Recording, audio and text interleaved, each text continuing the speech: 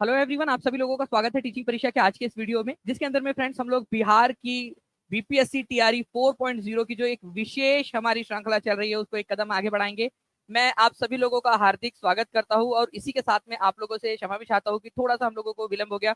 लेकिन फ्रेंड्स, हम लोगों का ये जो विलंब है ये जो है आप लोगों के लिए कुछ ना कुछ काम में ही था, आप लोगों की प्रोग्रेस के लिए, आप लोगों की बेहतरी के लिए और आपको बेहतर कैसे सर्विस दी जा सकती है उसी चीज के लिए था। तो इसका मल्टीपल जो है फ्रेंड्स आप लोगों के लिए जो है आपको इसका रिजल्ट मिलने वाला है, जो भी आपने इंतजार किया उस चीज का। चलिए, तो हम लोग आगे बढ़े फ्रेंड्स। उससे पहले मैं आप लोगों को बस एक चीज बताना चाहूंगा कि जितने भी बच्चे देख रहे हैं यहाँ पर मैं इस सेशन को, उन सभी को बता दूं कि आज शाम में 5 बजे ये जो न्यू एनसीईआरटी आप लोगों की आई है, देख रहे हैं आप लोग, मेरे पास में hard copy, soft copy, Hindi English दोनों मेरे पास में इसके पास में अवेलेबल है। और ये पूरी की पूरी बुक मैं आज शाम में 5 बजे करवाने वाला हूँ। तो हर एक बच्चा आज शाम में 5 बजे का जो है अलार्म लगा लीजिए। ऐसा नहीं समझना आपने कि वो केवल सीटेट के लिए क्लास है। ये आप सबके लिए है, आप लोगों के लिए। ये न्यू जो एनसीईआरटी है इसमें से भी क्वेश्चन आएगा, तो पूरा का पूरा मैं लाइव ओनली क्लास के अंदर में करवाने वाला हूँ। उसके बाद में टेस्ट भी मिलेंगे। तो 5 बजे आप सब आ जाना है आप लोगों ने, ठीक है। ये बीपीएससी के लिए, पीआरटी, ठीक है, 1 to 5 के लिए, 6 to 8, 9, 10, 11, 12 सभी के लिए बहुत ज्यादा इंपॉर्टेंट रहेगी वो क्लास आपकी। चलिए, अभी हम लोग यहाँ पर में हमारे आज की क्लास को शुरू करते हैं फ्रेंड्स। पहला क्वेश्चन आप लोगों का, बिहार का कुल क्षेत्रफल कितना है? और मैं आप लोगों को उसको चैलेंज करता हूँ कि कितने लोग इस क्वेश्चन का आंसर कर पाते हैं। चलिए, मैं आप लोगों को चैलेंज, और जो इस क्वेश्चन का आंसर सही दे देगा उसको जो है फ्रेंड्स 1-1 रुपए वाली इक्लेयर्स, ठीक है। चलिए, बताइए जल्दी से, देखते कितने लोग इसका आंसर कर पाते हैं। बिहार का कुल क्षेत्रफल कितना है? मैं यहाँ पर मैं देख रहा हूँ कंटिन्यूअसली, जितने भी बच्चों ने आंसर सही करेंगे उनको 1-1 रुपए वाली इक्लेयर्स, ठीक है, सभी को। क्योंकि ये क्वेश्चन बहुत ही इंटरेस्टिंग है। मैं जैसे देख रहा हूँ कंटिन्यूअसली बच्चे आंसर कर रहे हैं। कमेंट में भी आंसर करते रहेंगे आप लोग, कमेंट में भी आंसर करते रहिए। पोल में आंसर कर रहे हो, कमेंट में भी करते रहिए, ठीक है। यही चीज है जो आप लोगों को जो है फ्रेंड्स आगे बढ़ाएंगी। आंसर करते जाएंगे यहाँ पर मैं, हर कोई बच्चा जल्दी जल्दी से, ठीक है। मैं जस्ट और 10 सेकंड तक गिनूंगा, 10 सेकंड के अंदर अंदर में आप लोगों के जितने लोगों के आंसर आ गए उनका पोल में मार्क कर दूंगा, ठीक है। 5 सेकंड बचे हुए, 5 सेकंड के अंदर में आंसर कर दीजिए सभी लोग। पोल में भी आंसर कर दीजिए, कमेंट में भी आंसर कर दीजिए। और मैं आप लोगों को बताना चाहूंगा फ्रेंड्स कि अब तक का सबसे खराब जो है आप लोगों ने पोल जो दिया है, ठीक है, जो सीखने वाली चीज है, कोई बात नहीं, इससे सीखेंगे ही, ठीक है। मैं पोल को लॉक कर रहा हूं यहाँ पर। मैं केवल 3% लोगों ने सही आंसर दिया है, केवल 3% लोगों ने। देखिए कंपटीशन, देखिए आप लोग, केवल 3% लोगों का सही आंसर है, ठीक है। और कितने परसेंट लोगों ने ए आंसर लगाया था? 87% लोगों ने, 87% लोगों ने ए आंसर लगाया था। कंपटीशन देखिए, और जो बच्चा टीचिंग परीक्षा के साथ में पढ़ेगा वही आगे बढ़ेगा, क्योंकि टीचिंग परीक्षा इस तरीके से डीप डाउन जाके आप लोगों के लिए सोचता है एक एक चीज के लिए। क्यों? मैं अब आपको बताता हूं। ये देखिए, स्टेट बिहार .gov.in की वेबसाइट पर लेकर चलता हूं आपको। डीप रिसर्च, ठीक है, रात रात भर जाग के आप लोगों के लिए रिसर्च, state.bihar.gov.in के ऊपर में आई है, ठीक है। जो एरिया है, ये वेबसाइट है, गवर्नमेंट की वेबसाइट है बिहार सरकार की। देखिए, 94,163 स्क्वायर किलोमीटर। लेकिन अगर स्क्वायर माइल में निकालना है आप लोगों को, ठीक है, वर्ग मील के अंदर में निकालना है, तो 36,357 स्क्वायर मील इसका आंसर होता है आप लोगों का, ठीक है। तो यहाँ पर मैं आपका दोनों दिया हुआ है, 94,163 स्क्वायर किलोमीटर में दिया हुआ है और 36,357 स्क्वायर मील के अंदर में भी दिया हुआ है। यहाँ हो गई बात, ये है टीचिंग परीक्षा का लेवल। और टीचिंग परीक्षा के बच्चों को, ये ही नहीं कह रहा मैं कि टीचिंग परीक्षा के बच्चों को मेरे को टॉप 100 के अंदर में लेकर आना है, ठीक है। और ये जो टॉप 100 में बच्चे आएंगे उनको लैपटॉप देना है मैंने। मैं आपको मोटिवेट कर रहा हूँ यहाँ पर, मैं आइए, मुझे आपसे ज्यादा खुशी मुझे होगी आप लोगों को देने के लिए लैपटॉप के। आप लोग टॉप 100 के अंदर में आ रहे हो, टॉप 1000 के अंदर में आ रहे हो, आप लोगों का सीटेट आपका जो है टीआरई क्लियर हो रहा है, तो आपकी जो फीस है, जो आपने पेड कोर्स लिया होगा, उसका मैं आपको 50% रिफंड कर दूंगा। ये आपसे ज्यादा खुशी मुझे होगी, क्योंकि मैं चाहता हूँ, मेरा सपना है कि आप लोगों के सपने पूरे हो, ठीक है। तो उपरयुक्त में से एक से अधिक इसका आंसर होगा। जितने भी लोगों को पसंद आया जल्दी से बता देंगे हाथ ऊपर करके कि सर अब याद रहेंगी ये चीज, ठीक है। जितने लोगों का गलत हुआ था हाथ ऊपर कर देंगे और बोलेंगे कि सर अब याद रहेगा हमेशा।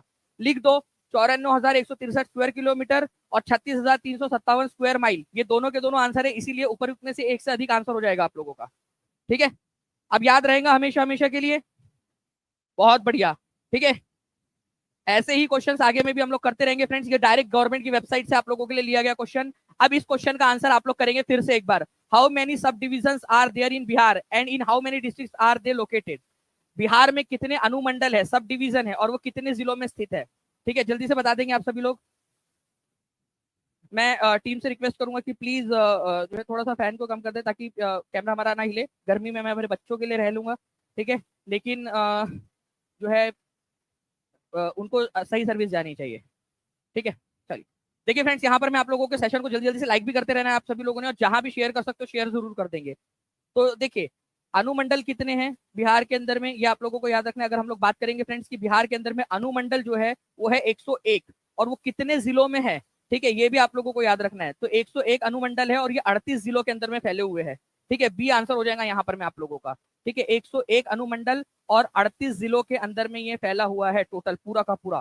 ठीक है, अनुमंडल मतलब क्या होता है आप लोगों का फ्रेंड की जो जिले हैं उनको और छोटे छोटे भागों के अंदर में बांटा गया है। ठीक है, सब डिवीजन जिसको बोला जाता है।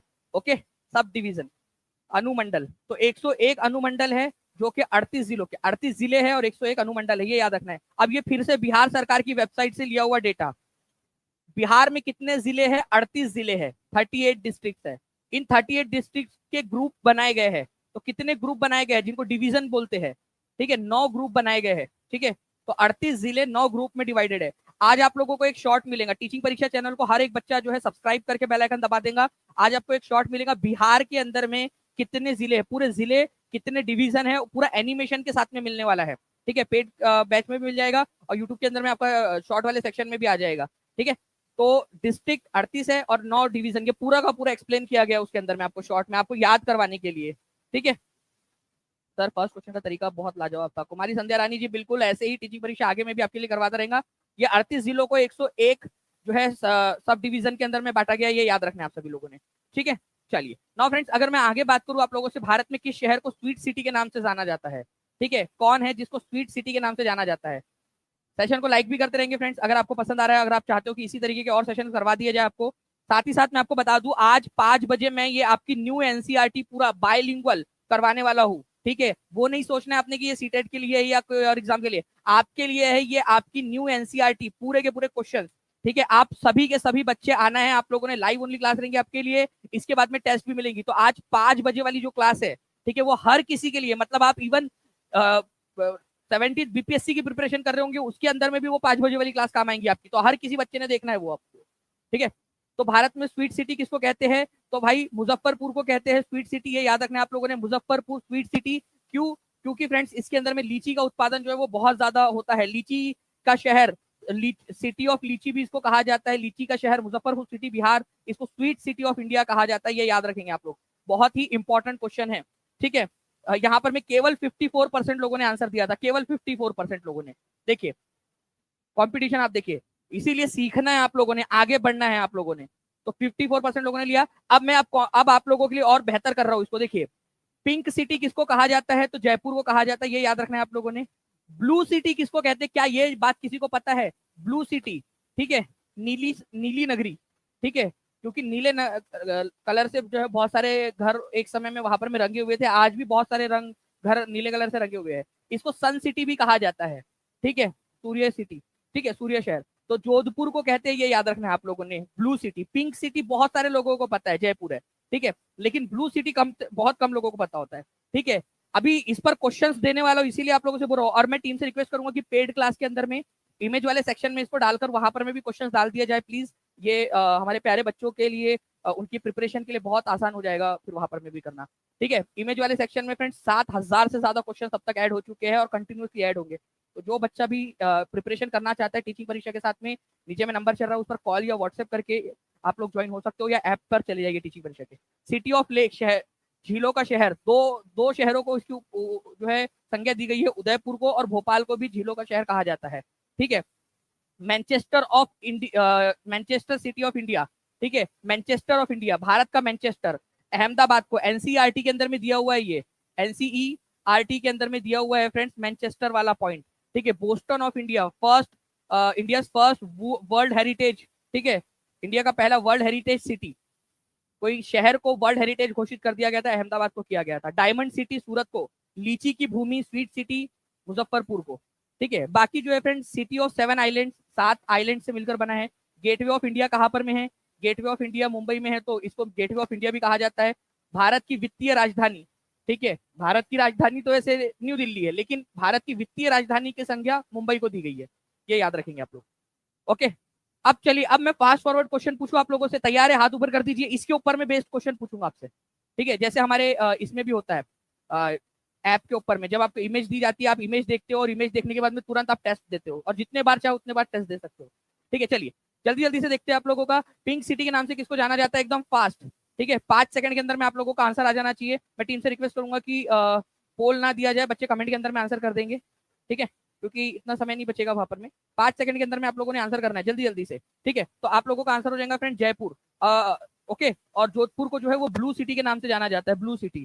ठीक है, ये भी याद रखना है आप सभी लोगों ने। और पिंक सिटी के नाम से जाना जाता है आप लोगों का जयपुर को। तो आंसर इसका ऑप्शन नंबर बी हो जाएगा। नाउ नेक्स्ट क्वेश्चन की तरफ में आगे बढ़ते हैं। आप लोगों का भारत की डायमंड सिटी के नाम से किसको जाना जाता है ये बता देंगे जल्दी जल्दी से। ठीक है, डायमंड सिटी। और सेशन को जिन बच्चों ने भी लाइक कर दिया है वो हाथ ऊपर कर देंगे।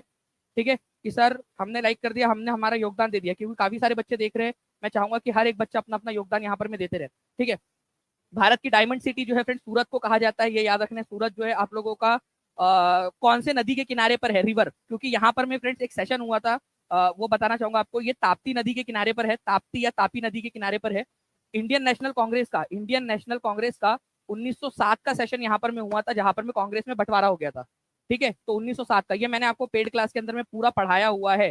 ताप्ती नदी के किनारे पे है इंडियन नेशनल कांग्रेस का सेशन, यहाँ पर में हुआ था 1907 का। यहाँ पर में कांग्रेस में बढ़ गया था नरम दल और गरम दल के अंदर में। रास बिहारी घोष अध्यक्ष बने थे। ठीक है, लाला लाजपत राय चुनाव हार गए थे। ये सारी पूरी कहानी मैंने आपको बताई है अच्छे से, क्या कारण था क्या नहीं था, सब कुछ हमने उसमें देखा हुआ है पेड क्लास के अंदर में। जो भी बच्चे जुड़ना चाहते हो जुड़ सकते हैं। ठीक है, तो सूरत, इसको डायमंड सिटी भी कहा जाता है फ्रेंड्स, ये याद रखना है आप सभी लोगों ने। नेक्स्ट क्वेश्चन की तरफ में आगे बढ़ते हैं हम लोग। ठीक है, तो डायमंड सिटी सूरत को कहा जाता है। नाउ झीलों का शहर किसको कहा जाता है ये बताएंगे आप लोग। Bhopal and Udaipur, Jodhpur, Muzaffarpur, Jaipur, none of the above. Answer आप लोगों का कमेंट के अंदर में आ जाना चाहिए जल्दी से। ठीक है, जल्दी जल्दी से बता दीजिए आप सभी लोग कि झीलों का शहर किसको बोला जाता है। भोपाल, उदयपुर, जोधपुर, मुजफ्फरपुर, जयपुर, किसको कहा जाता है? भोपाल और उदयपुर को कहा जाता है झीलों का शहर। एक आपको और चीज बताता हूं मैं, झरनों का शहर। ठीक है, झरने। ठीक है, झरनों का शहर किसको कहा जाता है? अगर ये क्वेश्चन आ जाए ना तो याद रखना आप लोगों ने, रांची को कहा जाता है झरनों का शहर। ये भी आप लोगों से क्वेश्चन पूछ सकते हैं झरनों का। ठीक है, द सिटी ऑफ वाटरफॉल। ठीक है, तो झरनों का शहर कहा जाता है रांची को। और झीलों का शहर बोला जाए तो भोपाल और उदयपुर को कहा जाता है। ये एक आप लोगों का इंपॉर्टेंट पॉइंट है। ठीक है, चलिए नाउ फ्रेंड नेक्स्ट क्वेश्चन की तरफ में आगे बढ़ने से पहले आप देख सकते हो, ये आप लोगों का उदयपुर की फोटो है, कितना सुंदर सा दिख रहा है, आप लोग देख लीजिए यहाँ पर में। और मैं यहाँ पर में टीचिंग परीक्षा की टीम का बहुत बहुत शुक्रिया करना चाहूंगा कि उन्होंने जो है यहाँ पर में इतना प्यारा विजुअल इफेक्ट के साथ में आप लोगों को दे रहे हैं। हर एक पर्सन यहाँ कमिटेड है आप लोगों के तरक्की के लिए। ठीक है, चलिए गेटवे ऑफ इंडिया और भारत की वित्तीय राजधानी किस शहर के साथ में इसका उपनाम जुड़ा हुआ है? जल्दी बताओ। गेटवे ऑफ इंडिया और भारत की वित्तीय राजधानी का उपनाम किसके साथ जुड़ा हुआ है? जितने भी बच्चे जुड़े हुए हैं यहाँ पर मैं आप लोगों को हर किसी को बता दूं, आज 5 बजे डॉट आप सभी लोगों ने लाइव आ जाना है। डॉट 5 बजे अलार्म लगा लीजिए। ठीक है, 5 बजे का, डॉट 5 बजे का मैं न्यू एनसीईआरटी के ऊपर में बेस्ड क्वेश्चन करवाने वाला हूँ। ये नई एनसीईआरटी आई है, अब इस पर क्वेश्चन आएगा आप लोगों के बहुत सारे एग्जाम के अंदर में। ठीक है, आपकी इवन 77वीं BPSC, Bihar SSC, Bihar BPSC TRE, ठीक है, सुपर टेट, हर एग्जाम के अंदर में अब इसमें से क्वेश्चन पूछेंगे। D triple S B, KVS, हर एग्जाम के अंदर में, सी टेट सब में। तो आप सभी लोगों ने 5 बजे वाला सेशन अटेंड करना है। सी टेट के साथ साथ में हर एग्जाम के लिए इंपॉर्टेंट है वो। ठीक है, तो आप लोगों का फ्रेंड्स, इसको मुंबई को कहा जाता है। वित्तीय राजधानी किसको कहा जाता है ये क्वेश्चन आप लोगों से पूछा जा सकता है। मुंबई जो है कौन से राज्य की राजधानी है ये भी कमेंट करके बता दीजिए मुझे। मुंबई एक एक राज्य है, उसकी राजधानी भी है। कौन से शहर की, कौन से राज्य की राजधानी है मुंबई, ये आप लोग कमेंट करके बताएंगे मुझे। ठीक है, चलिए एक और क्वेश्चन है आप लोगों का, इसका एनिमेशन नहीं लगा है, कोई बात नहीं। लीची की भूमि के रूप से किसको जाना जाता है वो आप बताएंगे। ऐसे ही पूछ लेता हूं मैं आप लोगों को, लीची की भूमि, लैंड ऑफ लीची, लीची की भूमि। आपको एक हिंट देता हूं, उसको स्वीट सिटी ऑफ इंडिया भी कहा जाता है। चलिए, ठीक है, लीची की भूमि जिसको आप लोग जो है लैंड ऑफ लीची, स्वीट सिटी भी कहते हैं, तो मुजफ्फरपुर है, ये याद रखना है आप सभी लोगों ने फ्रेंड्स। ओके, बिहार का मुजफ्फरपुर। नेक्स्ट क्वेश्चन की तरफ में आगे बढ़ने से पहले फिर से बता दूं, नई एनसीईआरटी के ऊपर में आधारित आप लोगों का, ठीक है फ्रेंड्स, एक्सप्लेनेशन के साथ में आपके प्रश्न करवाए जाएंगे। महामैराथन है, सभी लोग आ जाएंगे एग्जैक्ट 5 बजे। ठीक है, अभी अलार्म लगा लो, आज एक दिन अपना समर्पित कर दो, लाखों बच्चों से आगे निकल जाओगे। क्या आप अपने परिवार को, अपने साथ में जुड़े हुए लोग हैं, उनके खुशियों के लिए, उनके सपनों के लिए, उनके कंफर्ट के लिए क्या एक दिन पूरा दे सकते हो? यहाँ पर मैं 2-2.5 घंटे जो भी लगेगा उसको अंदर में पूरा लाइव दे सकते हो? क्या एक दिन जो है अपने जो भी भोग विलास है आप लोगों का, जो भी आराम का समय ये वो, उसका त्याग कर सकते हो? जल्दी से काम निपटा कर जो है तैयार रह सकते हो? अगर हाँ तो आप लोग जो है फ्रेंड्स आगे बढ़ने के वो रखते हो, कैपेसिटी रखते हो, तो आज आप लोगों ने निकाल देना, क्योंकि ये नया चीज है और जो पहले कर लेंगे उसको अर्ली मूवर का एडवांटेज मिल जाएगा। भारतीय राष्ट्रीय कांग्रेस ने लाहौर अधिवेशन में पूर्ण स्वराज का प्रस्ताव किस तारीख को रखा था?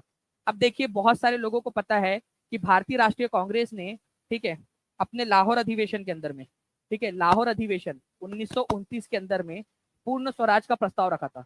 पंडित जवाहरलाल नेहरू इसके अध्यक्ष थे, ठीक है, 1929 के पंडित जवाहरलाल नेहरू इसके अध्यक्ष थे, ये सबको पता है। 1929 का लाहौर अधिवेशन हुआ था, पंडित जवाहरलाल नेहरू अध्यक्ष थे, पूर्ण स्वराज का प्रस्ताव रखा गया था, कंप्लीट इंडिपेंडेंस का प्रस्ताव रखा गया था। बट अब यहाँ पर मैं क्वेश्चन का लेवल और बढ़ा दिया है अपन ने। क्वेश्चन का लेवल इस तरीके से बढ़ गया है कि भाई कौन सी तारीख को रखा गया था, 21, 19, 26, 15, नन ऑफ द अबव। जल्दी बताइए आप लोग कौन सी तारीख को। एक बार सेशन को जल्दी से लाइक कर देंगे फ्रेंड्स, 800 के करीब हो चुका है। अगले 2 मिनट के अंदर में यहाँ पर हमें 1000 क्रॉस करना है, ठीक है। तो फ्रेंड्स आप लोगों का 21, 19, 26, 15, तो आंसर क्या हो जाएगा आप लोगों का, जल्दी बताइए आप लोग। तो 19 दिसंबर जो है फ्रेंड्स वो हुआ था, ये सेशन लाहौर में हुआ था, लाहौर में, लाहौर में। अच्छा चलिए, एक क्वेश्चन मैं आप लोगों से पूछता हूँ फ्रेंड्स, ठीक है, एक बहुत ही इंपॉर्टेंट वाला क्वेश्चन आप लोगों का। लाहौर कौन सी नदी के किनारे के ऊपर में बसा हुआ है? कोई बता सकता है मुझे? ठीक है, लाहौर कौन सी नदी के किनारे पे बसा हुआ है? ठीक है, तो एक इंपॉर्टेंट पॉइंट आप लोगों का बन जाता है फ्रेंड्स। अब आप लोगों के लिए हाई लेवल क्वेश्चन, मेरे प्यारे प्यारे बच्चों के लिए, क्योंकि ये क्वेश्चन जो है फ्रेंड्स आपको टीचिंग परीक्षा के ऊपर में हर तरीके से आप लोगों को जो जो जहां जहां संभव हो सकेगा वहां पर मैं आपको करवाने की कोशिश करूंगा मैं, ठीक है। लाहौर जो है, ठीक है, 1929 का सेशन हुआ था। आपको बता दूं, दो नदियां है जिसके किनारे पे बसा हुआ है ये। एक तो रावी नदी है यहाँ पर में, और एक है यहाँ पर में वाघा नदी, ठीक है, वाघा, वाघा नदी, ठीक है, दोनों का संगम होता है। छोटी नदी है वाघा नदी, वाघा नदी रावी नदी के अंदर में आके मिल जाती है, उनके किनारे पे बसा हुआ है ये, रावी और वाघा के संगम पर। तो मेन जो है फ्रेंड्स क्वेश्चन जो पूछा जाता है, कौन से नदी के किनारे पे है? रावी नदी के। वैसे वाघा नदी भी है वहां पर में, उनका संगम होता है, रावी और वाघा नदी, ये याद रखना है आप लोगों ने, बाघा नहीं है वो, वाघा है, वाघा, ठीक है। तो रावी और वाघा नदी के किनारे के ऊपर में है। इंपॉर्टेंट पॉइंट है फ्रेंड्स, एग्जाम के अंदर में पूछता है। वाघा जो है वो रावी नदी की ही सहायक नदी है। जवाहरलाल नेहरू ने रावी नदी के किनारे के ऊपर में झंडा फहराया था, ठीक है, ये याद रखना है आप लोगों ने, ठीक है। रावी नदी के किनारे पे उन्होंने झंडा फहराया था 26 जनवरी 1930 को, ठीक है। उन्होंने 26 जनवरी 1930 को पहला पूर्ण स्वराज दिवस मनाया था। कुछ दिनों बाद देखो, 19 दिसंबर 1930 को प्रस्ताव रखा गया, पारित हो गया ये प्रस्ताव। उसके कुछ दिन बाद, मतलब लगभग 1 महीने के बाद में उन्होंने रावी नदी के किनारे पे वो फहरा दिया। सिंपल सी बात है ना। चलिए, तो 19 दिसंबर को ये प्रस्ताव रखा गया था, ये याद रखना है आप लोगों ने। ये क्वेश्चन भी आपका हो गया कि अगर मान लीजिए इस तरीके का कोई क्वेश्चन आता है तो आप लोग जो है वो पहले से प्रिपेयर्ड रहोगे। ओके, तो 1929 के लाहौर अधिवेशन के अध्यक्ष कौन थे? आप कमेंट करके एक बार बता दीजिए जल्दी जल्दी से। 1929 के लाहौर अधिवेशन के अध्यक्ष कौन थे? उसके बाद में जो है फ्रेंड्स, हमारा पहला पूर्ण स्वराज दिवस कौन से तारीख को मनाया गया था? ये अपने आप में क्वेश्चन बनता है। अच्छा, हमारा संविधान 26 जनवरी 1950 को लागू हुआ, क्यों हुआ? ये क्वेश्चन बनता है एग्जाम के अंदर में, एनसीईआरटी में दिया हुआ है वो, ठीक है। क्योंकि 26 जनवरी, ठीक है, 26 जनवरी 1950, देखो बच्चे आपसे पूछ सकते हैं 26 जनवरी, जब आप टीचर बनोगे तो बच्चे आपसे पूछेंगे कि सर या मैडम 26 जनवरी को ही क्यों मनाते हैं करके, 1 जनवरी को क्यों नहीं मनाते? ठीक है, तो आपको बताना है कि भाई उस दिन से 20 साल पहले 26 जनवरी 1930 को हमने पहला पूर्ण स्वराज दिवस, सिंबॉलिक तौर पर इंडिपेंडेंस डे मनाया था, सांकेतिक तौर पर, ठीक है। इसी वजह से उस दिन की याद में हमने 26 जनवरी 1950 को जो है संविधान को लागू किया। थोड़ा दिन हमने वेट किया, 26 जनवरी को हमने लागू किया इस दिन की याद में। ये आप लोगों ने याद रखना है, ठीक है, ये आप बच्चों को समझा सकते हो अपने, ठीक है। चलिए फ्रेंड्स, नेक्स्ट है आपका ब्लैंक को। दिसंबर 1929 में लाहौर शहर में अपने वार्षिक अधिवेशन में भारतीय राष्ट्रीय कांग्रेस का अध्यक्ष चुना गया था, किसको? ठीक है, 1929 में लाहौर अधिवेशन का अध्यक्ष किसको चुना गया था? डायरेक्टली एग्जाम में आया हुआ क्वेश्चन है फ्रेंड्स, इसीलिए आपको बता दिया, ठीक है। आप लोग देख लीजिए जल्दी से, 5 सेकंड के अंदर में आंसर करके आगे बढ़ जाना है आप लोगों ने। 1100 से ज्यादा बच्चे यहाँ पर में हमारे साथ में जुड़ चुके हैं फ्रेंड्स, इतना स्पीड में। सेशन को लाइक भी करते रहेंगे जल्दी से। ओके, तो आंसर हो जाएगा friend Jawaharlal Nehru. Next question की तरफ में आगे बढ़ते हैं हम लोग। यहाँ पर में 19 दिसंबर 1929 को भारतीय राष्ट्रीय कांग्रेस ने लाहौर अधिवेशन में, ठीक है, इनकी अध्यक्षता में, पहले इनको अध्यक्ष चुना गया, फिर इन्होंने पूर्ण स्वराज का प्रस्ताव रखा, ठीक है ना। निम्नलिखित में से किसने लॉर्ड चेम्सफोर्ड को 1919 के भारतीय प्रशासनिक अधिनियम का मसौदा तैयार करने में मदद की थी? देखिए, आपको पता है फ्रेंड्स कि गवर्नमेंट ऑफ इंडिया एक्ट आया था, गवर्नमेंट ऑफ इंडिया एक्ट, ठीक है, 1919 आया था। कितने लोगों को पता है? Government of India act, Bharat का, ठीक है, भारतीय अधिनियम 1919, ठीक है।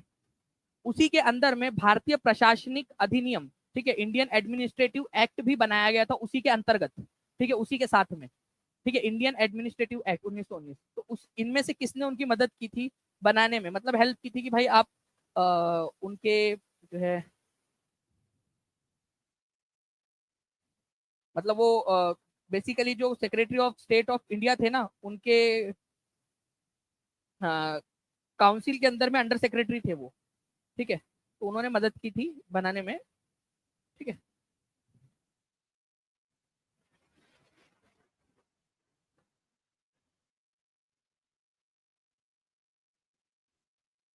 चलिए बहुत बढ़िया। तो देखिए फ्रेंड, जो ये रिपोर्ट थी इंडियन एडमिनिस्ट्रेटिव एक्ट 1919 की, उसमें जो है भूपेंद्र नाथ बसु, ये एक इंडियन थे जिन्होंने मदद की थी, ये याद रखना है आप लोगों ने, Bhupendra Nath Basu, D is the correct answer. आपको बताना चाहूंगा लॉर्ड चैम्सफोर्ड, ठीक है, लॉर्ड चैम्सफोर्ड ये कौन थे, ठीक है, ये आप लोगों को याद रखना है, ये हमारे भारत के कौन थे उस समय में, ठीक है, 1919 के अंदर में लॉर्ड चैम्सफोर्ड कौन थे, ये क्वेश्चन आप लोगों से पूछा जा सकता है, ठीक है, भारत के वायसराय थे ये लॉर्ड चैम्सफोर्ड 1919 में। उन्होंने क्या किया, उस समय के जो secretary of state for India थे मॉन्टेग्यू, उनकी काउंसिल के मेंबर्स की मदद ली, बोला कि भाई यार कुछ लोगों को भेजो ना इधर में, हमको मदद की जरूरत है, हम जो कानून बना रहे हैं उसमें मदद लगेगी, ठीक है। तो secretary of state for India उस समय के लॉर्ड मॉन्टेग्यू थे, ठीक है, मॉन्टेग्यू, उन्होंने अपने कुछ लोगों को भेजा, जैसे कि Bhupendra Nath Bose, Lord Donoughmore, William Duke, Charles Robert, ये लोग आए, लॉर्ड चैम्सफोर्ड की मदद की उन्होंने रिपोर्ट बनाने में, और यही रिपोर्ट बाद में जाकर गवर्नमेंट ऑफ इंडिया एक्ट 1919 बनी, ठीक है। तो हमारे भारत के एक भारतीय भी थे उसमें जिन्होंने ये कानून बनाया था, ठीक है, भूपेंद्र नाथ बोस, भूपेंद्र नाथ बोस। अब देखिए ये कितना बढ़िया क्वेश्चन है, एक नया क्वेश्चन आप लोगों का, भूपेंद्र नाथ बोस, अब ये बाकी लोग नहीं कर पाएंगे लेकिन आप लोग कर पाओगे ये क्वेश्चन, क्योंकि 1919 का जो कानून था उसके अंदर में भूपेंद्र नाथ बोस जो है वो उस कमेटी में शामिल थे जिन्होंने वो कानून बनाया था, एक भारतीय भी था उसमें, ठीक है, कई सारे लोग इसको छोड़ देते हैं। ओके, चलिए क्लियर हो गया आप लोगों का। अब क्या पूछेगा बस आपसे, 1919 के कानून बनाते समय जो कमेटी थी उसमें एक भारतीय भी था, एकमात्र भारतीय था, कौन थे, भूपेंद्र नाथ बोस, ठीक है, बसु बोल दीजिए आप लोग, भूपेंद्र नाथ बसु जी, बस खत्म हो गई बात, बसु थे वो।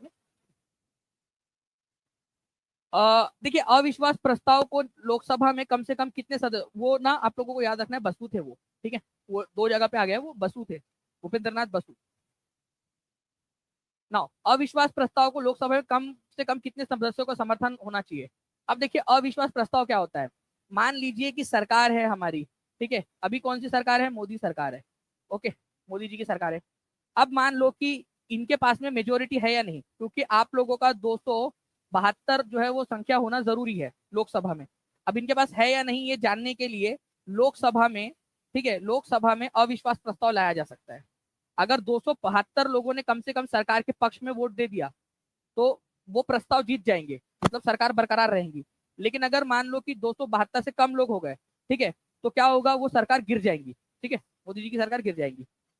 तो अगर ये अविश्वास प्रस्ताव लाना है तो भी कम से कम कुछ लोग होने चाहिए, नहीं तो ऐसा पता चले यार कि आज कुछ तूफानी करते, क्या करे क्या करे क्या करे, चलो लोग अविश्वास प्रस्ताव ला लेते, ऐसा नहीं कर सकता कोई भी मेंबर ऑफ पार्लियामेंट। कम से कम जो है फ्रेंड्स 50 मेंबर्स का समर्थन होना जरूरी है उसके लिए, ये याद रखेंगे आप लोग, 50 लोगों का, 50 लोग मिलकर क्या करेंगे, ये प्रस्ताव लेकर जाएंगे लोकसभा के स्पीकर के पास। स्पीकर अभी कौन है लोकसभा के स्पीकर, जल्दी बताओ, लोकसभा के स्पीकर कौन है। तो लोकसभा के स्पीकर के पास जाएंगे, लोकसभा का जो स्पीकर है वो देखेगा कि क्या 50 लोगों ने किया है उस पर हस्ताक्षर उस प्रस्ताव पे, फिर वो अविश्वास प्रस्ताव को मंजूरी देगा।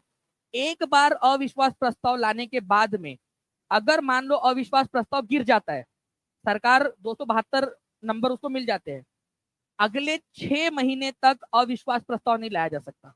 मैं क्या बता रहा हूँ, मेरी बात को ध्यान से सुनो आप लोग, ये मैं बहुत इंटरेस्टिंग बात बता रहा हूँ। और पता नहीं आप लोगों में से कितने लोग हैं जिन्होंने 2008 का वो नोट कांड देखा था, ठीक है, ऐसे संसद के अंदर में नोट लहराए गए थे कि भाई हमको ये पैसा आया है, हमको वोट दो करके, वो था अलग ही जब वो लेफ्ट पार्टीज ने कांग्रेस से यूपीएससी समर्थन खींच लिया था।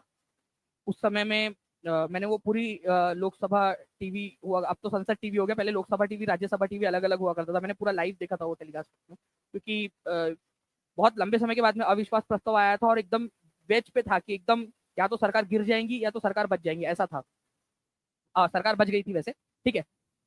अगर एक बार मतलब 50 लोगों ने अविश्वास प्रस्ताव के लिए आवेदन दिया, अविश्वास प्रस्ताव आ भी गया, अब वोटिंग हुई और सरकार जीत गई, सरकार ने 272 या उससे ज्यादा संख्या लेकर आ गई, अगले कितने दिन तक अविश्वास प्रस्ताव नहीं लाया जा सकता वापस से? ठीक है, अगले, ठीक है, 6 महीने तक अविश्वास प्रस्ताव नहीं लाया जा सकता, ये याद रखना आप लोगों ने। ठीक है, अगले 6 महीने तक, ये भी एक इंपॉर्टेंट पॉइंट है। एक बार अविश्वास प्रस्ताव फेल हो जाने पर या फिर पास नहीं होने की स्थिति में अगले 6 महीने तक नहीं ला सकते, नहीं तो पता चले कि हर दूसरे तीसरे दिन लेकर आ रहे हो आप लोग। ठीक है, ये भी एक चीज है। 6 महीने तक फिर सरकार अपना निश्चित, एकदम कोई दिक्कत ही नहीं, कोई उसको गिरा ही नहीं सकता कोई। ठीक है, ये भी एक चीज है। इसीलिए जो क्या होता है आप लोगों का कि कोई भी जो है ना अविश्वास प्रस्ताव लाने से पहले बड़े ध्यान से सोचा जाता है कि भाई अभी लाया जाए या ना लाया जाए। ठीक है, teaching Pariksha one of the best platform, thank you very much Motu Gorakhpur ji, बहुत बहुत शुक्रिया। ठीक है, नो कॉन्फिडेंस मोशन। अच्छा, पहला जो है फ्रेंड्स आप लोगों का अविश्वास प्रस्ताव कौन से साल में आया था? ठीक है, 1963 में। ठीक है, ये याद रखना आप लोगों ने। फर्स्ट नो कॉन्फिडेंस मोशन कब आया था? पहला वाला 1963 में, और जवाहरलाल नेहरू की सरकार में आया था, जवाहरलाल नेहरू के अगेंस्ट में, तीसरी लोकसभा के अंदर में। तो 1963 में आया था फ्रेंड, 1963 में पहली बार, ये याद रखना है आप लोगों ने, अविश्वास प्रस्ताव। ठीक है, इंपॉर्टेंट पॉइंट है, एग्जाम के अंदर में ये भी पूछा जा सकता है कि पहला अविश्वास प्रस्ताव कब आया था। ठीक है, अविश्वास प्रस्ताव का कोई कानून है क्या, कोई आर्टिकल है क्या? नहीं, कोई आर्टिकल नहीं है, ये एक लोकसभा का जो है नियम है, बस उसके अंदर में दिया गया है। भारत में संवैधानिक सुधार पर चर्चा करने के लिए 1930 से 1932 के बीच में ब्रिटिश सरकार द्वारा 3 गोलमेज सम्मेलन आयोजित किए गए थे। कांग्रेस के किस सम्मेलन में भाग लिया था? कांग्रेस ने कौन से सम्मेलन में भाग लिया था? पहले में, दूसरे में, तीसरे में, सभी तीनों में, या नन ऑफ द अबव, एक में भी नहीं? आप लोग बताइए। जी हाँ, कुलदीप सर की क्लास है भी थोड़ी देर के अंदर में। ठीक है,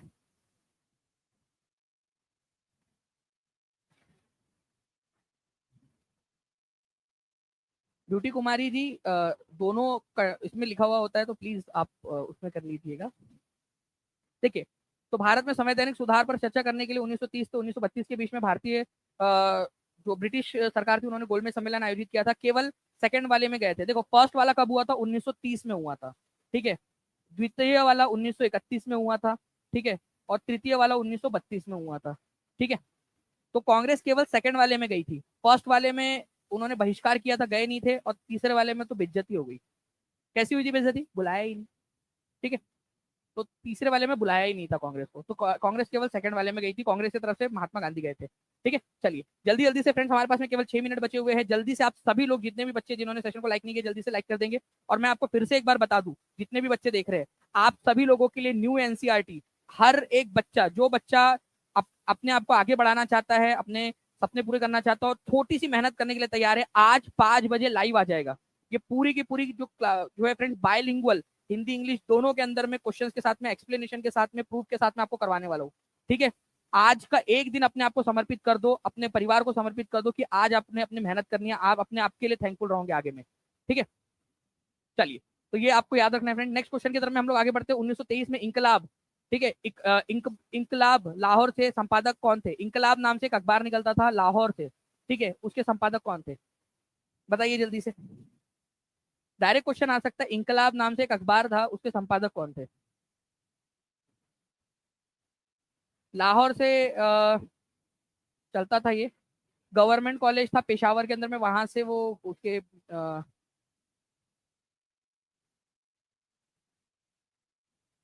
वहां पर मैं गवर्नमेंट कॉलेज के अंदर में लेक्चरर थे वो।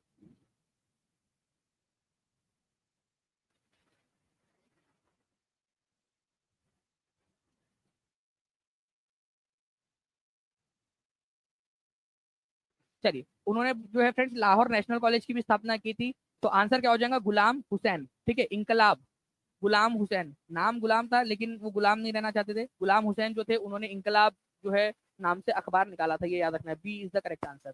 तो गुलाम हुसैन जो थे उन्होंने इंकलाब नाम से अखबार जो है निकाला था 1930 के अंदर में, अपने साथी शमसुद्दीन हसन के साथ में मिलकर। ठीक है, लाहौर नेशनल कॉलेज की स्थापना भी की और वहीं से जो है वो अपनी एक्टिविटी भी चलाते थे। ठीक है, तो लाहौर से इंकलाब नाम से उन्होंने अखबार निकाला था। डायरेक्ट क्वेश्चन आएगा आप लोगों का एग्जाम के अंदर में, पूछा जा सकता है। ठीक है, इंकलाब नाम से अखबार। चलिए नाउ फ्रेंड, नेक्स्ट क्वेश्चन आप लोगों से पूछना चाहूंगा मैं, यहाँ पर मैं बहुत सारी चीजें हैं। ठीक है, आप लोगों का आप लोग देख सकते हो यहाँ पर मैं महात्मा गांधी के बारे में जानकारी है। ठीक है, भगत सिंह के, जवाहरलाल नेहरू के, ये पूरी की पूरी जितनी भी पीपीटीज होती है आप लोगों की, ठीक है, हर चीज की पीपीटी आप लोगों को पेड क्लास में मिल जाती है। तो जितने भी बच्चे हैं, ठीक है, मैं आप सभी लोगों से रिक्वेस्ट करूंगा कि जो भी बच्चे अपना जो है अपनी सफलता हासिल करना चाहते हैं टीचिंग परीक्षा के साथ में जुड़कर, ठीक है, अभी से तैयारी स्टार्ट कर दीजिए आप सभी लोग। आप लोगों को हर एक चीज पेड क्लास के अंदर में, हर क्लास की पीपीटी और उसकी टेस्ट आपको मिल जाती है, ठीक है, तो हर बच्चा जो है वो जुड़ जाएगा। भारत के राष्ट्रपति के महाभियोग की प्रक्रिया क्या है? ठीक है, न्यायिक प्रक्रिया है, ठीक है, क्या ये न्यायिक प्रक्रिया न्यायालय में जाता है क्या ये? ठीक है, मतलब उनके ऊपर में मुकदमा चलाया जाता है क्या?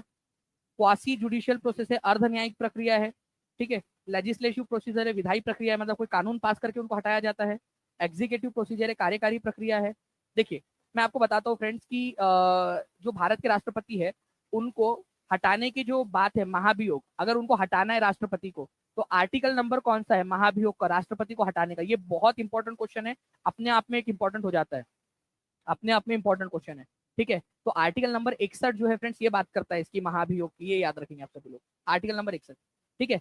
इसके अंतर्गत जो है ये एक क्वासी जुडिशियल प्रोसेस है, अर्ध न्यायिक। देखो, पूरी तरह से न्यायिक प्रक्रिया नहीं है कि न्यायालय में जज बैठे हैं।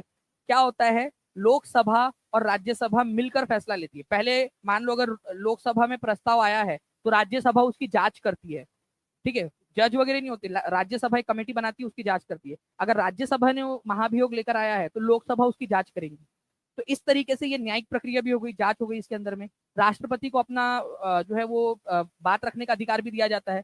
अच्छा, कोई भी महाभियोग की प्रक्रिया लाने से पहले कितने दिन का नोटिस देना पड़ता है? ये मैंने पेड क्लास के अंदर में आप लोगों को सेंट्रल गवर्नमेंट वाली क्लास के अंदर में करवाया है। जितने भी बच्चे हैं जिन्होंने क्लास देखी है उनको पता होगा, सेंट्रल गवर्नमेंट, ठीक है, केंद्रीय सरकार वाली जो हमारी क्लास थी उसके अंदर में कराया मैंने। महाभियोग लाने से पहले 14 दिन का नोटिस उनको देना पड़ता है, 14 डेज का नोटिस, कि भाई हम तुम्हारे खिलाफ महाभियोग लेकर आ रहे हैं, ये कंपलसरी है, ठीक है, 14 दिन का नोटिस देना पड़ता है। ये भी इंपॉर्टेंट पॉइंट है, आर्टिकल नंबर 61 के अंदर में लिखा हुआ है। और ये अर्ध न्यायिक प्रक्रिया है, क्वासी जुडिशियल प्रोसीजर है ये, ठीक है, ये याद रखेंगे आप लोग। ओके, आज तक किसी भी राष्ट्रपति के खिलाफ महाभियोग लाया गया है क्या? नहीं, आज तक नहीं लाया गया, ये याद रखना है आप सभी लोगों ने फ्रेंड्स।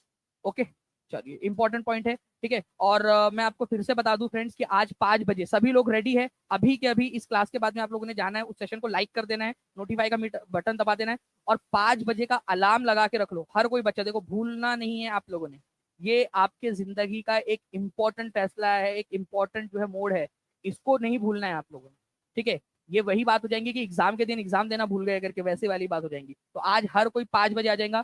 वो सीटेट के लिए नहीं है केवल, वो आप सभी के लिए, इवन जो लोग आगे जाके बीपीएससी की एग्जाम देने वाले हैं या आगे जाके सुपर टेट की, केवीएस, डीटीपीएस, जो हर एग्जाम, देश की कोई भी एग्जाम, रेलवे की एग्जाम, हर एग्जाम के लिए इंपॉर्टेंट है, क्योंकि न्यू एनसीईआरटी आ चुकी है और वो पूरा का पूरा मैं आपको बायलिंगुअल करवाने वाला हूँ, ठीक है। चलिए, तो ये पूरी प्रक्रिया है फ्रेंड जो मैंने आपको बता दिया। यहाँ पर में एक क्वेश्चन है, इस क्वेश्चन का आंसर आप लोग सभी लोग कमेंट के अंदर में देंगे मुझे, ओके। और अभी कुलदीप सर जो है आई थिंक तैयार हो चुके हैं, एक बार प्लीज मुझे बता दीजिए यहाँ पर में, ओके। और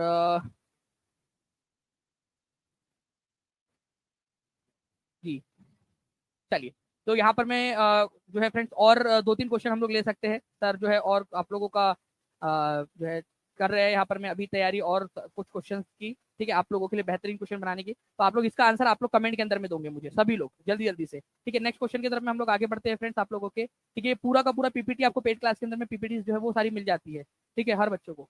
तो सर्वोदय आंदोलन की शुरुआत किसके द्वारा की गई थी? Sarvodaya movement was initiated by, ठीक है। तो Mahatma Gandhi, Jayaprakash Narayan, Vinoba Bhave, Bhagat Singh, none of the above. देखिए, सर्वोदय आंदोलन, ठीक है,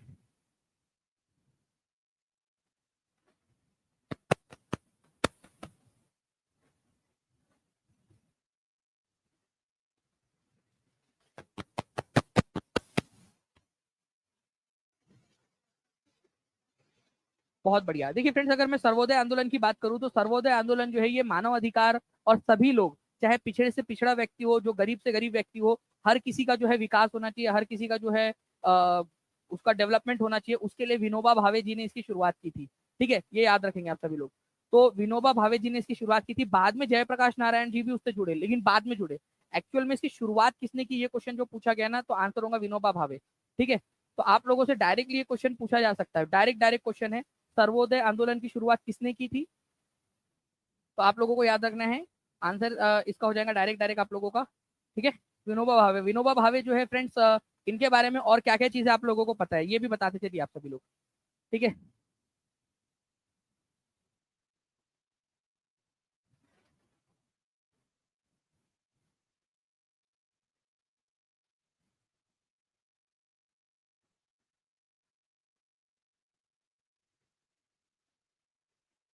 जी, तो जयप्रकाश नारायण के बारे में भी और विनोबा भावे के बारे में भी आप लोग कंटिन्यूअसली बता रहे हो फ्रेंड्स। यहाँ पर मैं अगर मैं बात करूँ तो ये 1940 के अंदर में जो इंडिविजुअल सत्याग्रह हुआ था, इंडिविजुअल विजुअल, ठीक है, सत्याग्रह जो हुआ था आप लोगों का, सत्याग्रह या व्यक्तिगत सत्याग्रह, उसके पहले सत्याग्रही थे, फर्स्ट इंडिविजुअल सत्याग्रही थे ये, फर्स्ट इंडिविजुअल सत्याग्रही। ठीक है, ये भी याद रखना आप लोगों ने। भूदान आंदोलन इन्होंने स्टार्ट किया था। भूदान आंदोलन को ही आप लोग रक्त, ठीक है, हीन क्रांति के नाम से भी जानते हो। तो भूदान आंदोलन भी इन्होंने स्टार्ट किया था विनोबा भावे ने, भारत के अंदर में रक्तहीन क्रांति के नाम से जाना जाता है। तो भूदान आंदोलन भी इन्होंने स्टार्ट किया था, ये याद रखेंगे आप सभी लोग। ओके, चलिए, तो C is the correct answer. Okay, बाद में जयप्रकाश नारायण भी उनके अंदर साथ में जुड़े थे। अब देखिए एक क्वेश्चन है आप लोगों का, आपको बताना which of the following is not correctly match, कौन सा वाला करेक्टली मैच्ड नहीं है। देखिए, भारतीय नौसेना अधिनियम 1927 में आया था क्या? सविनय अवज्ञा आंदोलन क्या 1930 में स्टार्ट हुआ था? दूसरा गोलमेज सम्मेलन 1931 में। और सांप्रदायिक पुरस्कार, मतलब कि जो दलित लोग थे उन लोगों को अलग रिजर्वेशन, एक जो है जिसको कम्युनल रिप्रेजेंटेशन भी बोलते हैं आप लोग, वो देने की बात की गई थी, सेपरेट इलेक्टोरेट। तो क्या ये 1932 में हुई थी, जिसको मैकडोनल्ड अवार्ड भी कहा जाता है।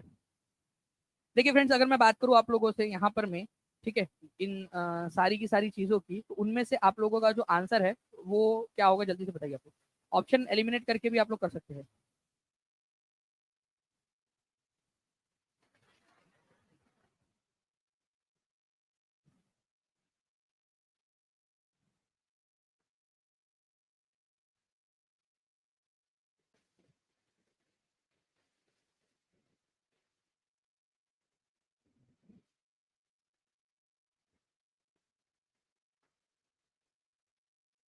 रीजनिंग के रीजन भी देते जाइएगा आप सभी लोग, ठीक है।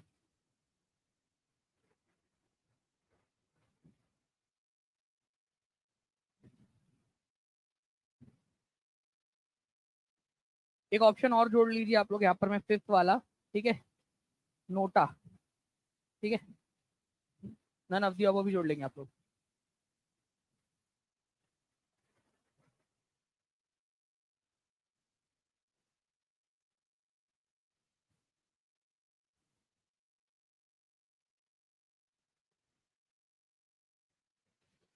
देखिए फ्रेंड्स, अगर मैं आप लोगों से बात करूं यहाँ पर, मैं सेकंड वाले से स्टार्ट करूं, मैं सिविल डिसोबीडियंस मूवमेंट, दांडी यात्रा के बाद शुरू हुआ था। गांधी जी ने दांडी यात्रा निकाली थी, ठीक है। तो दांडी यात्रा निकाली गई थी 1930 के अंदर में, 12 मार्च 1930 को, और उसी के जस्ट बाद गांधी जी ने सिविल डिसोबीडियंस मूवमेंट, सविनय अवज्ञा आंदोलन शुरू किया था। सविनय अवज्ञा आंदोलन 1930 में शुरू हुआ था, दांडी यात्रा के बाद, सही बात है एकदम। दूसरा गोलमेज सम्मेलन, देखिए पहला वाला जो हुआ था वो हुआ था 1930 के अंदर में, 1930 में। सेकंड वाला जो था वो आप लोगों का हुआ था 1931 के अंदर में। थर्ड वाला जो हुआ था वो हुआ था 1932 के अंदर में, ठीक है। तो ये जो है सेकंड वाला 1931 में हुआ था, ये बिल्कुल सही है आप लोगों का ये भी। अच्छा, ये जो थर्ड गोलमेज सम्मेलन था, इसके अंदर में जो उस समय के ब्रिटेन के प्रधानमंत्री थे रैमसे मैकडोनल्ड, उन्होंने डॉक्टर बी आर आम्बेडकर के आग्रह पर भारत में जो दलित लोग हैं उन लोगों को हिंदुओं से अलग मानकर, मतलब कि हिंदू अलग है, दलित लोग अलग है, दलितों को सेपरेट इलेक्टोरेट दे दिया था, ठीक है, कि भाई दलित एक अलग जो है पंथ है, अलग उनको करके दे दिया था, जो कि गांधी जी के विरोध के बाद में उसको वापस लेना पड़ा था। गांधी जी हड़ताल पे, भूख हड़ताल पे बैठ गए थे, ठीक है, पूना पैक्ट हुआ था। तो सांप्रदायिक पुरस्कार या कम्युनल अवार्ड बोलते हैं उसको, कम्युनल तौर पे अवार्ड दिया गया था दलितों को। तो मैकडोनल्ड, रैमसे मैकडोनल्ड थे, उन्होंने दिया था ये 1932 में, ये भी बिल्कुल सही है आपका। लेकिन भारतीय नौसेना अधिनियम के बारे में आप लोग समझिए। भारतीय नौसेना अधिनियम पहले अंग्रेजों के समय में आया था 1927 के अंदर में, ठीक है। फिर भारत सरकार इसको लेकर आई थी 1957 के अंदर में, फिर से एक बार, ठीक है। तो ये 1927 में आया था अंग्रेजों के समय में, और भारत सरकार ने 1957 के अंदर में उसको चेंज कर दिया गया था। तो दोनों समय में आया था भारतीय नौसेना अधिनियम, 1927 में भी आया था, 1957 में भी आया था।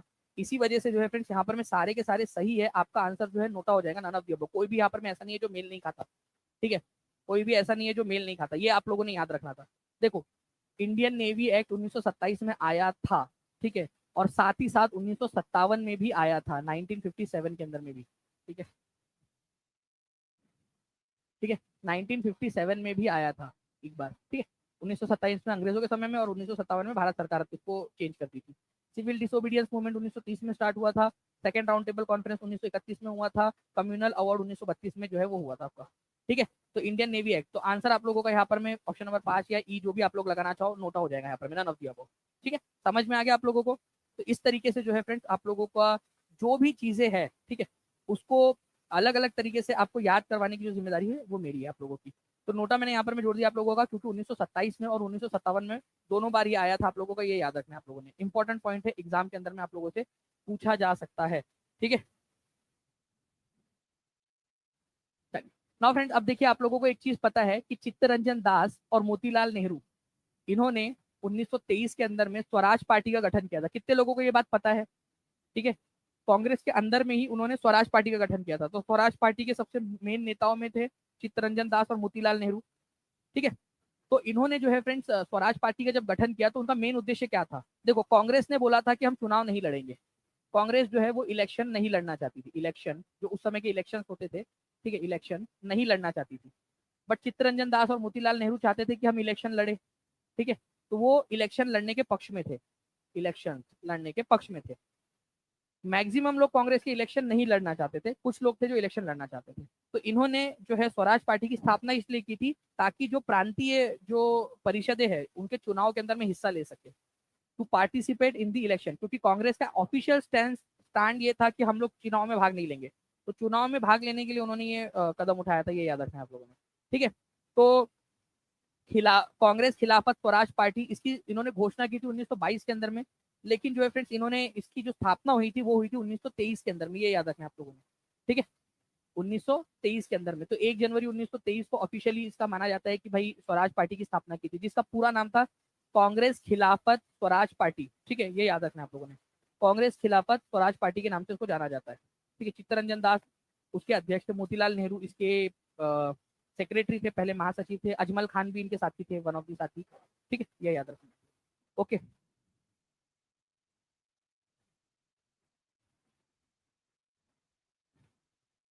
चलिए, तो ये आप लोगों का है फ्रेंड्स। इसके अलावा मैं आपको बता दूं कि कुलदीप सर जो है वो रेडी हो चुके हैं आप लोगों के। और आपको बताना चाहूंगा हर एक बच्चे को, जितने भी बच्चे यहाँ पर मैं देख रहे हैं, हाथ ऊपर करके जल्दी से बता दीजिए क्या आप लोग तैयार है आज शाम में 5 बजे ये पूरी एनसीईआरटी की जो क्लास है आप लोगों के करने के लिए। New NCERT based question live only class रहेंगे आप लोगों के लिए। हर एक बच्चा अलार्म लगा लेगा अभी के अभी। कितने लोगों ने अलार्म लगा भी लिया है वो भी हाथ ऊपर कर देंगे कि सर भूल ना जाए करके अलार्म भी लगा लिया है। ठीक है, न्यू एनसीईआरटी के लिए। ओके, हर एक बच्चा डॉट 5 बजे आ जाना है आप लोगों ने। ठीक है, वहां पर में आप लोगों ने पूरा लेक्चर देखना है, उसके बाद में टेस्ट भी देनी है। एक दिन अपने जिंदगी के लिए, अपने आने वाले जो है वो 30-35 सालों के लिए समर्पित कर दो। आज के लिए एक दिन, ये 2 से ढाई घंटे आपकी आने वाली 30 साल, या तो आज 2 घंटे जो है आप लोग मजा कर लो, आधा में से छोड़ के चले जाओ, या फिर आज जो है पूरा का पूरा अपना समर्पण दिखाकर अपने 30 साल सिक्योर कर लो। आपके बच्चे, आपका, आपके जो लोग हैं आपके साथ में जुड़े हुए, आप खुद, ठीक है, अपना धन्यवाद करोगे कि आपने मेहनत कर ली थी ये एक दिन के वजह से। ठीक है, क्योंकि आप लोग हजारों लाखों लोगों से आगे निकल चुके होंगे आज के दिन की वजह से। ठीक है, तो अपने आप को कर लीजिए, अलार्म लगा लिया है, बहुत बढ़िया। ठीक है, गुड। तो ऐसे ही फ्रेंड्स हम लोग मिलते हैं 5 बजे, एग्जैक्ट 5 बजे डॉट। ठीक है, और पूरा सेशन करना है एक्टिविटी के साथ में, सारे काम वगैरह निपटा लेना जल्दी जल्दी से। तब तक आप लोग, अभी कुलदीप सर की क्लास है, जो भी कुलदीप सर की क्लास आप लोग देख लीजिए जल्दी से सारे क्वेश्चन सुन के भी। ठीक है, और फिर 5 बजे हम लोग मिलते हैं। ओके, टीचिंग परीक्षा के यूट्यूब चैनल पर। चैनल को सब्सक्राइब करके बेल आइकन जरूर दबा दीजिएगा आप सभी लोग। ओके, चलो, thank you very much friends, take care and bye, God bless you all. Thank you very much, बहुत बहुत शुक्रिया आप सभी लोगों का।